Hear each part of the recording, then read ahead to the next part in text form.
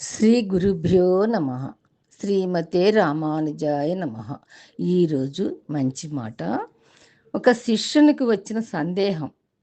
భగవంతుడు సర్వాంతర్యామి అంటారు కదా, అయితే మానవులు ప్రయాసపడి దేవాలయ సందర్శనకు ఎందుకు వెళతారు? మూల విరాట్లోనే దేవుణ్ణి ఎందుకు చూడగలుగుతారు?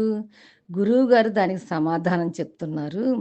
దేవుడు సర్వాంతర్యామి అయినా దర్శించగలిగే శక్తి మనం కలిగి ఉండాలి. దీపం వెలుగునిస్తుంది, కానీ దానిని దర్శించే శక్తి కంటికి ఉండాలి.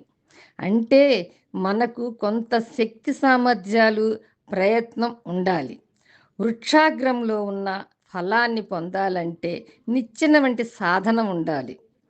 దానికి ప్రయత్నం, తోడ్పాటు ఉండాలి. సర్వాంతర్యామి అయిన భగవంతుని దర్శనానికై అచంచల విశ్వాసం, మానసిక పరిపక్వత, భక్తిలో ఏకాగ్రత, తాదాత్మ్యము కావాలి. అవి మన నివాసాలలో లభ్యం కావు.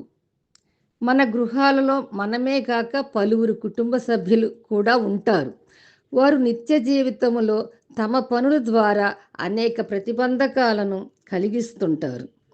భగవత్ అన్వేషణలో మనకు శమధమాదులు కలగవు.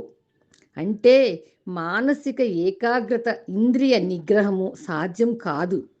అధోక్షజుని పట్ల మన మనసు నిలపలేము. అదే ఆగమ శాస్త్రాల నియమానుసారము ప్రతిష్ఠించబడిన దేవాలయంలోని విగ్రహాన్ని సందర్శించే తరుణములో కనీసం ప్రయత్నపూర్వకంగానైనా వీలవుతుంది. గమ్యం చేరదలిచినప్పుడు ఈ మాత్రం ప్రయత్నం అంటే ప్రయాస పడటంలో తప్పు లేదు. దేహం నడిచే దేవాలయం.